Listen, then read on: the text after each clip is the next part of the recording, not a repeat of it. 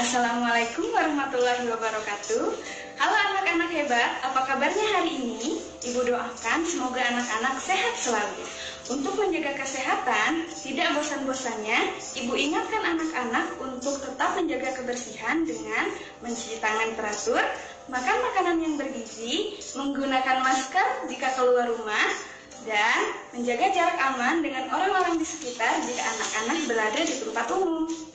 Pada kesempatan kali ini, Ibu akan mengajak anak-anak untuk memberikan pendapat mengenai sikap seorang tokoh pada sebuah cerita dan membuat kesepakatan kelas sesuai dengan sila kedua Pancasila.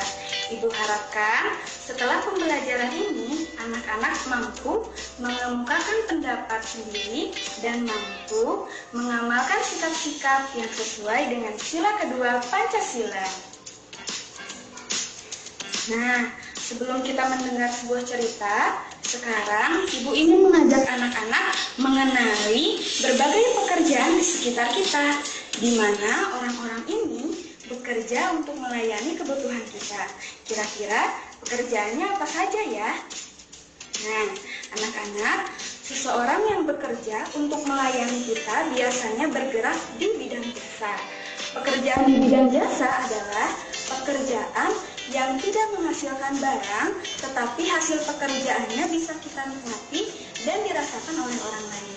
Orang-orang yang bergerak di bidang jasa biasanya menawarkan jasanya untuk melayani kita.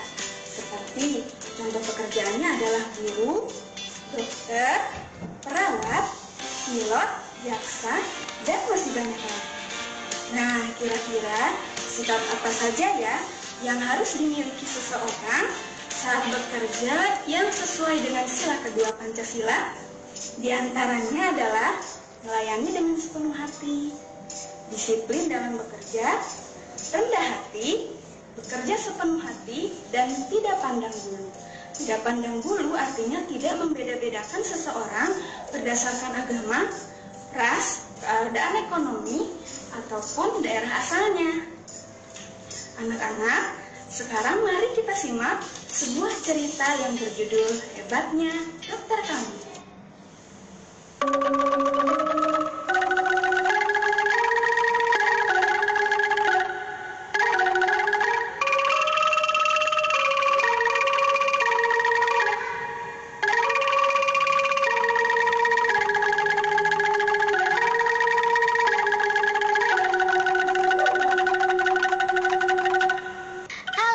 Namaku Dayu. Ini adalah desaku, di mana Dokter Ana mengabdikan dirinya. Dan ini adalah Dokter Ana, seorang dokter muda yang sederhana dan terampil.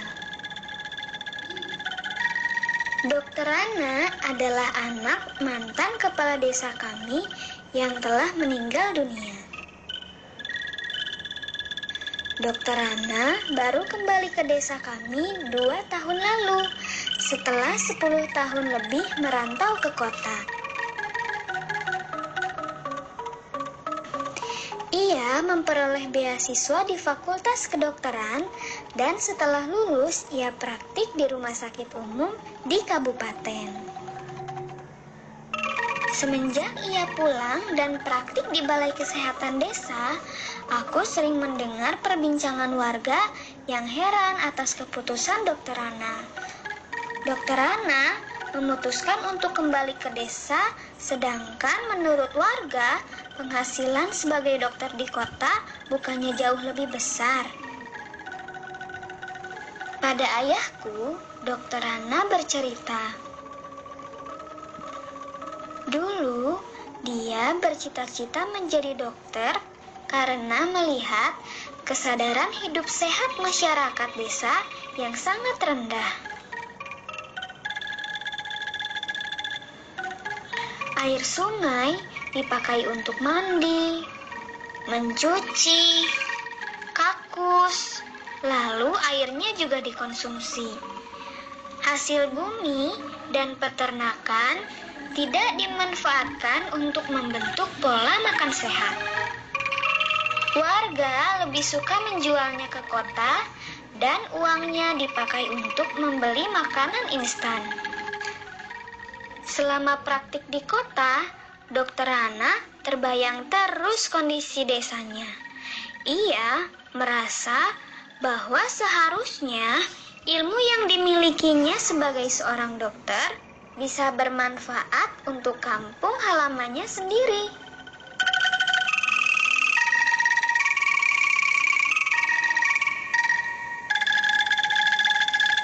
Jadi Pak Andri, saya ini pulang untuk memenuhi niat saya ketika menerima beasiswa, yaitu menyejahterakan warga desa tempat saya lahir dan dibesarkan. Ujar Dokter Ana pada ayahku. Wah, Dek Rana memang hebat. Mau menolong sesama tanpa mempedulikan materi. Almarhum ayah Dek Rana pasti bangga. Sejak pulang, Dokter Ana memang aktif membina para remaja dan keluarga muda. Ia memberikan penyuluhan tentang pentingnya mencuci tangan, memasak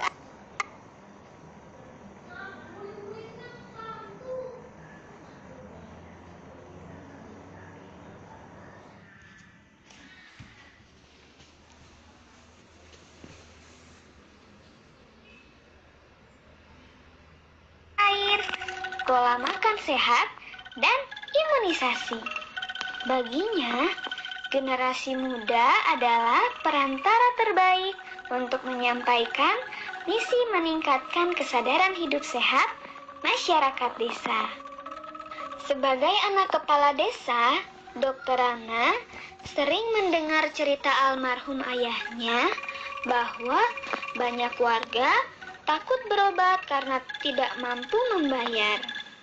Tak ingin hal itu terjadi, maka diumumkan bahwa warga dapat membayar jasanya dengan sampah.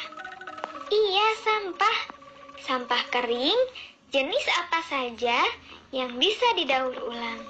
Seperti botol plastik, botol kaca, koran bekas, bahkan kemasan bekas. Diterima oleh Dokter Ana. Cara ini membuat warga aktif dan bijak mengelola sampah. Selain sampah di desa berkurang, warga pun berani untuk memeriksakan dirinya jika sakit. Sungguh kreatif dan cerdas cara Pak Dokter mendidik warga. Seperti mendiang ayahnya, Dokter Ana menjadi sosok yang dicintai warga desa. Ia menjadi teladan melalui dedikasi, tanggung jawab, dan kerendahan hatinya dalam menolong warga. Apabila aku besar nanti, aku ingin seperti Dokter Ana. Akan kukejar cita-citaku menjadi guru, dan aku akan kembali untuk membangun kampung halamanku.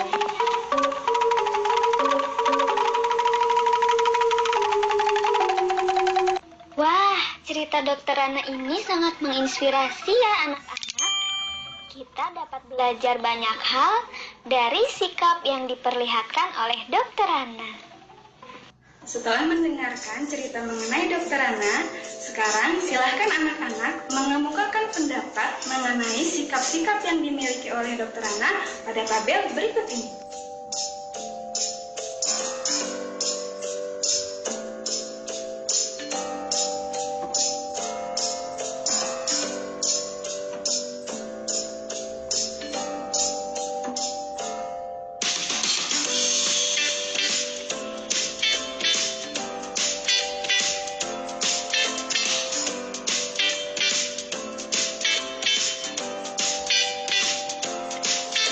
Anak-anak, sebaik-baiknya manusia adalah manusia yang bermanfaat bagi orang lain, sama seperti Dokter Ana yang bermanfaat bagi warga di desanya. Selain itu, sikap Dokter Ana juga sudah mencerminkan sila kedua Pancasila, yaitu rendah hati, menghargai orang lain, dan tidak pandang bulu.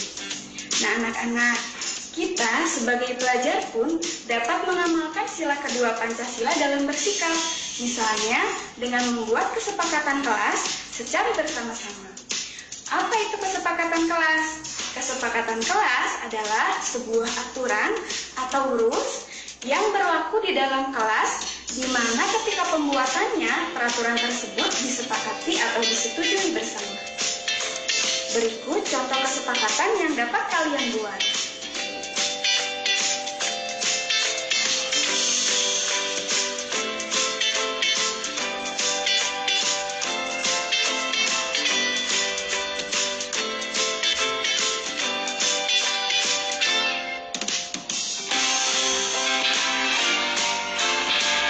Dengan dilakukannya kesepakatan kelas, maka teman-teman di dalam kelas akan merasa nyaman dan dihargai. Ketika kita mampu menghargai orang lain, maka kita sudah menerapkan sikap yang sesuai dengan sila kedua Pancasila. Baiklah anak-anak, setelah pembelajaran hari ini, Ibu akan menyimpulkan materi apa saja yang sudah kita pelajari. Yang pertama, tadi kita sudah mempelajari mengenai pekerjaan di bidang jasa, yaitu pekerjaan yang tidak menghasilkan barang, tetapi hasil pekerjaannya dapat kita nikmati dan dapat dirasakan oleh orang lain. Nah, orang-orang yang bergerak di bidang jasa biasanya menawarkan jasanya untuk melayani kita. Contohnya tadi, ada guru, pilot, jaksa, dan banyak lagi. Selanjutnya, materi yang kedua, tadi kita mempelajari mengenai sikap-sikap pengamalan dari sila kedua Pancasila dalam bekerja. Di antaranya adalah dapat melayani dengan sepenuh hati, disiplin, rendah hati, dan tidak pandang bulu. Anak-anak juga dapat menerapkan sila kedua Pancasila ini dalam bersikap di dalam kelas. Contohnya tertuang pada kesepakatan kelas yang tadi sudah kita buat bersama. Setelah mendengarkan kisah Dokter Ana dan membuat kesepakatan kelas, Ibu ingin meminta anak-anak untuk membuat sebuah karangan yang menceritakan pengalaman anak-anak mengamalkan sila kedua Pancasila di buku tugasnya masing-masing ya. Sekian pembelajaran hari ini.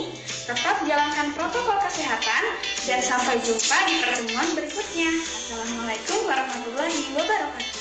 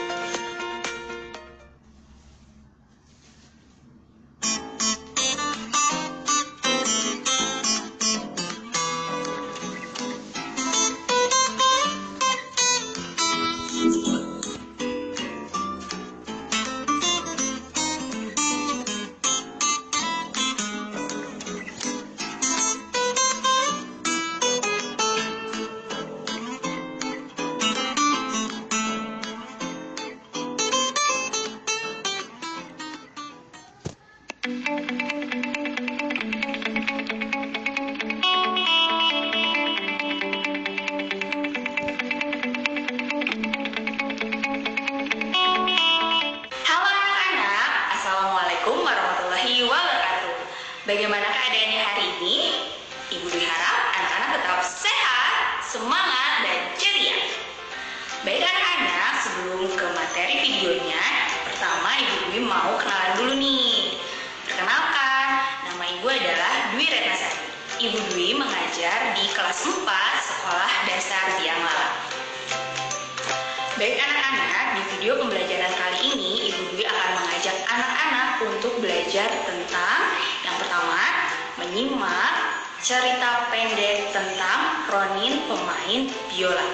Dan yang kedua adalah anak-anak akan Ibu Dwi ajak untuk mengamati kegiatan ekonomi yang ada di Indonesia. Nah, sebelum masuk ke materinya, silahkan anak-anak siapkan dulu alat tulisnya, buku, pensil, penghapus, dan lain-lain. Kemudian, kita berdoa dulu. Oke? Sikap berdoa.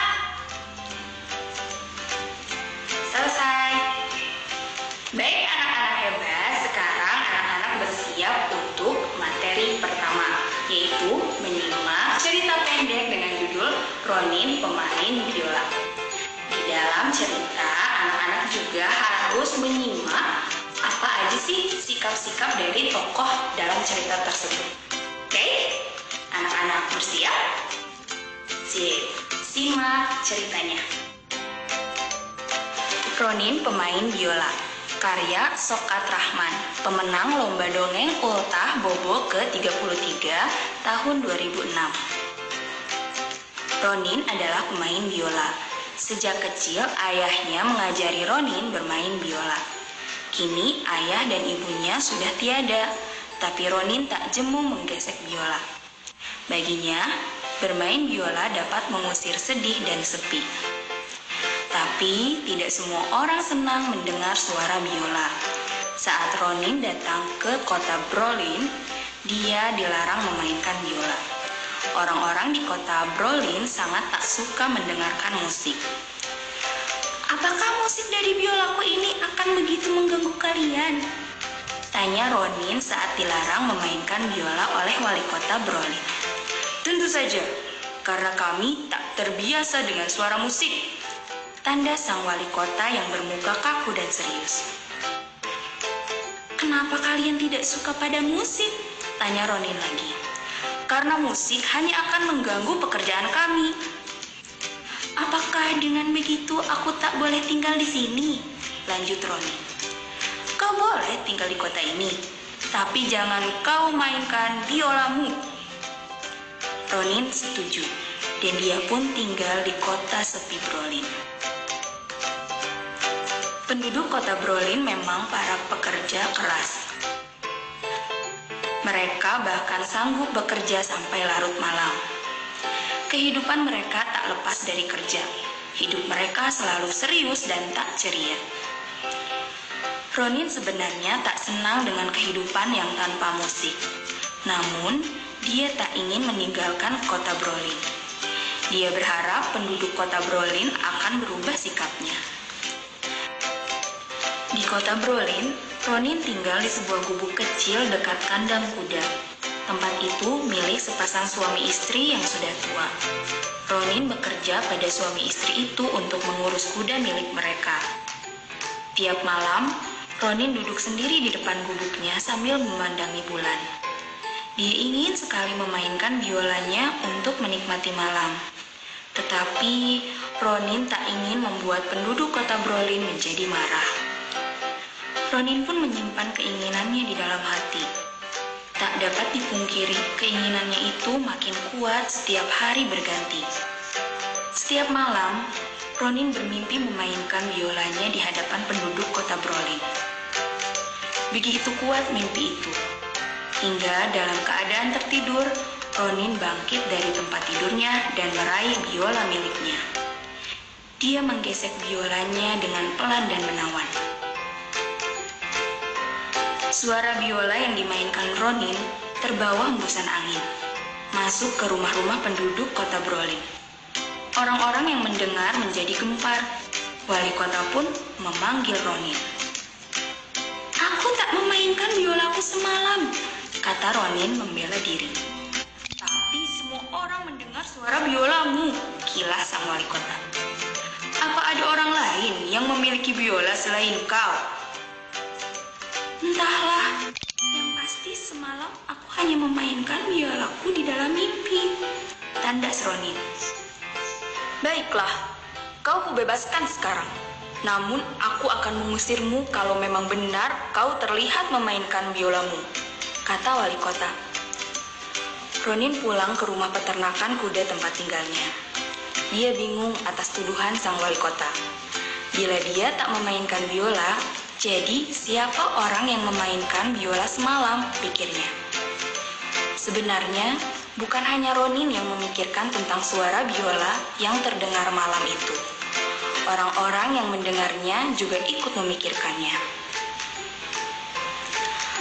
Kalau itu benar suara biola Ronin, sungguh indah suaranya, kata seorang lelaki. Benar, alunan suaranya bisa mengurangi ketegangan kita dalam bekerja, sambung temannya. Apakah dia akan memainkan biola lagi nanti malam? Tanya lelaki yang satu lagi. Bagaimana kalau kita ke tempatnya saja? Biar kita bisa melihatnya langsung, balas temannya yang langsung disetujui. Begitu malam tiba, kedua laki-laki itu pun menuju kediaman Ronin. Mereka pun terkejut melihat banyak orang di depan gubuk Ronin. Ronin sendiri heran melihat banyak orang. Sedang apa kalian? Tanya Ronin begitu dia keluar dari gubuknya. Aku dan yang lainnya ingin mendengarkan suara biolamu, jawab satu lelaki. Ronin menjadi bingung. Tapi bukankah kalian tak suka musik? Itu sebelum kami mendengar suara biolamu, kata si lelaki. Ayolah, mainkan lagi biolamu. Semua orang yang ada menjadi ikut-ikutan memaksa Ronin untuk memainkan biolanya. Dengan penuh keheranan, Ronin mengambil biolanya. Ronin berdiri di depan orang-orang sambil memainkan biolanya dengan lembut. Semua orang yang mendengar alunan suara biola Ronin terhanyut. Perasaan mereka menjadi lebih tenang. Ronin jadi tambah semangat memainkannya. Sambil menghentak-hentakan kakinya, satu persatu orang-orang yang ada mengikuti gerakan Ronin. Akhirnya mereka pun menari sesuka hati. Semua merasa senang. Sejak malam itu, Ronin selalu menghibur penduduk kota Brolin dengan permainan biolanya. Semua orang bekerja dengan gembira. Wajah-wajah mereka pun menjadi ceria. Impian Ronin menjadi nyata. Atas permintaan warga, wali kota segera mencabut larangan bermain musik di kota Brolin. Ronin pun diangkat menjadi warga kehormatan kota Brolin. Dengan senang hati, Ronin bermain biola untuk kota Brolin. Bagaimana anak-anak? Seru ya ceritanya? Nah, dari cerita yang Ibu Dwi bawakan tadi, apakah anak-anak bisa menuliskan pendapatnya tentang sikap dari tokoh dalam cerita tersebut? Tuliskan pendapatmu di buku tulismu ya. Oke. Nah, dari cerita pendek yang Ibu Dwi bawakan tadi, banyak kan para tokoh yang bekerja, ya kan? Nah, di materi berikutnya kita akan membahas tentang pekerjaan dan kegiatan ekonomi yang ada di Indonesia. Kegiatan ekonomi dibagi menjadi 3 kegiatan pokok, yaitu kegiatan produksi, distribusi, dan konsumsi. Kegiatan produksi adalah kegiatan mengolah bahan mentah menjadi barang jadi. Contohnya adalah mengolah kapas menjadi kain. Kegiatan distribusi. Kegiatan distribusi adalah kegiatan menyalurkan barang yang jadi tadi ke konsumen. Contohnya adalah kain yang tadi disalurkan ke toko atau ke pasar. Kegiatan konsumsi. Kegiatan konsumsi adalah kegiatan menggunakan barang atau jasa untuk memenuhi kebutuhan kita. Contohnya, saat kita membeli kain dari pasar, kita gunakan untuk membuat kerudung. Nah, anak-anak, Tugas hari ini adalah mencari informasi tentang kegiatan ekonomi yang ada di sekitar lingkunganmu. Kemudian tuliskan di buku catatanmu ya. Jadi kita belajar apa aja sih? Ya, yang pertama adalah kita menyimak cerita pendek tentang Ronin bermain biola. Dan yang kedua adalah kegiatan ekonomi. Demikian pembelajaran hari ini. Anak-anak tetap semangat ya walaupun belajar dari rumah. Ingat juga 3M, memakai masker, mencuci tangan dengan sabun dan air mengalir, dan menjaga jarak. Dari Ibu Dwi cukup sekian. Assalamualaikum warahmatullahi wabarakatuh.